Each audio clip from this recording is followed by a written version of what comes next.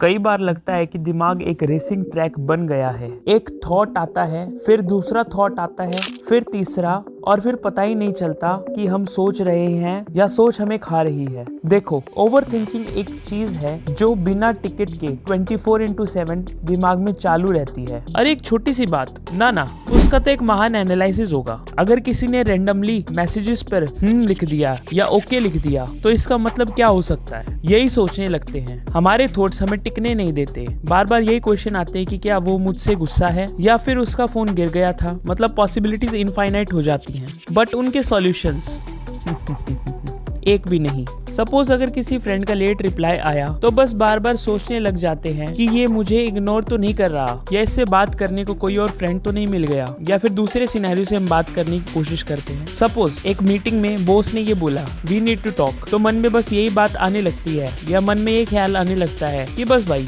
नौकरी गई, अब तो रिज्यूम अपडेट करना ही पड़ेगा। पर सच तो यह है दोस्तों कि हम ज्यादा सोचने में इतना बिजी हो जाते हैं कि असली दुनिया से डिस्कनेक्ट हो जाते हैं। क्या आपने कभी नोटिस किया है कि जो चीजें हम इतनी टेंशन लेकर सोचते हैं या फिर ओवर थिंक करते हैं, उनमें से अप्रोक्सीमेटली 90% कभी होती ही नहीं है। पता है, मुझे भी ये चीजें काफी बार फील होती है। मतलब बहुत बार बिना वजह की चीजें मेरे दिमाग में घूमने लगती है और मैं सोचता रहता हूँ कि अगर ऐसा हो गया तो क्या हो जाएगा, वैसा हो गया तो क्या हो जाएगा। लेकिन धीरे धीरे समझ आया कि ये सब सिर्फ मेरे दिमाग का एक इल्यूजन है। जब मैंने अपनी सोच को कंट्रोल करना स्टार्ट किया तब लगा कि ये तो पॉसिबल है। लेकिन क्या आपके दिमाग में भी ये क्वेश्चन आया कि आखिर ओवर थिंकिंग क्यों होती है? क्या हम ही ऐसे हैं या इसके पीछे कोई साइकोलॉजिकल रीजन है? क्या लगता है आपको? आइए दोस्तों, इसे जानने की कोशिश करते हैं। उससे पहले रोल द इंट्रो।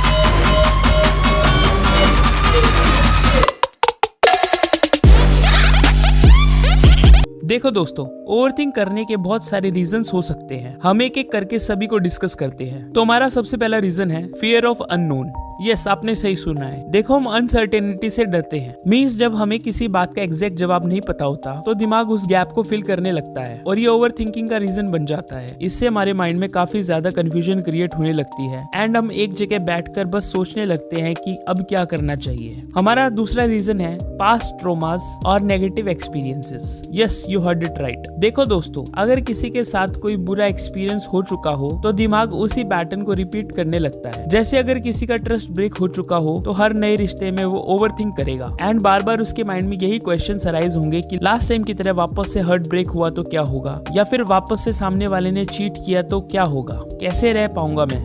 देखो दोस्तों, हमारा थर्ड रीजन है सोशल प्रेशर। देखो, क्या होता है ना कि आज के टाइम पे लोग सोशल मीडिया और एक्सपेक्टेशंस की वजह से कुछ ज्यादा ही सोचने लगते हैं। वो ये सोचते हैं कि लोग क्या कहेंगे, लोग क्या सोचेंगे, और ये उनके दिमाग को खत्म कर देता है। हम दूसरों के ओपिनियन से चलने लगते हैं, जो दूसरे बोल रहे हैं हम वो करने लगते हैं एंड देन हमें अगर उन चीजों का रिजल्ट अच्छा नहीं मिलता तो हम डिप्रेस्ड हो जाते हैं। Yes, you heard it right, depression.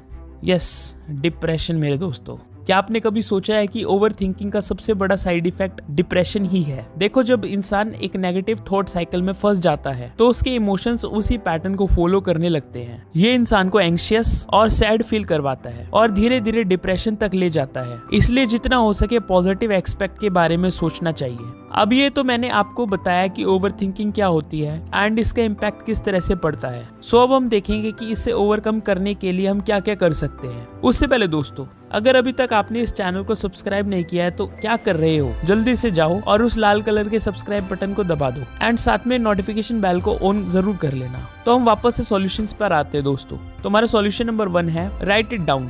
जी हाँ, जितना हो सके अपने बारे में लिखो। देखो, जब हमारे दिमाग की हार्ड डिस्क एकदम ओवरफुल हो जाती है तो उसी थॉट्स को आपको लिखना चाहिए। ट्रस्ट मी, लिखने से क्लैरिटी और भी ज्यादा मिल जाती है एंड सारी टेंशन खत्म हो जाती है। सो जितना हो सके उतने अपने आप को एक्सप्रेस करो थ्रू राइटिंग्स। नंबर 2 पॉइंट है दोस्तों, keep yourself busy. Yes, you heard it right. अपने आप को बिजी रखना ही बेस्ट सॉल्यूशंस में से एक है। एक्चुअली क्या होता है ना कि जब भी हम ओवर थिंकिंग करते हैं या हमारा ओवर थिंकिंग मोड ऑन हो जाता है तो किसी एक्टिविटी में बिजी हो जाना ही सबसे बेस्ट डिसीजन में से एक है। आप म्यूजिक सुनो, एक्सरसाइज करो, अपनी फैमिली के साथ टाइम स्पेंड करो, या फिर किसी दोस्त को कॉल करके बकवास ही क्यों ना कर लो। उससे माइंड डिस्ट्रैक्ट रहेगा एंड हम वो सारी नेगेटिव थॉट्स को अवॉइड कर देंगे। तो जितना हो सके आप अपने आप को बिजी रखो। नंबर 3 पॉइंट है दोस्तों, last but not the least and ये सभी को करना चाहिए, वो है मेडिटेशन एंड डीप ब्रीथिंग। देखो थोड़ा दिमाग को साइलेंस भी तो करना चाहिए ना। 5 से 10 मिनट बस आराम से बैठो, डीप ब्रीदिंग कर लो और दिमाग को डिटॉक्स करो। आई एम श्योर आधी टेंशन तो आपकी वहीं पर ही खत्म हो जाएगी।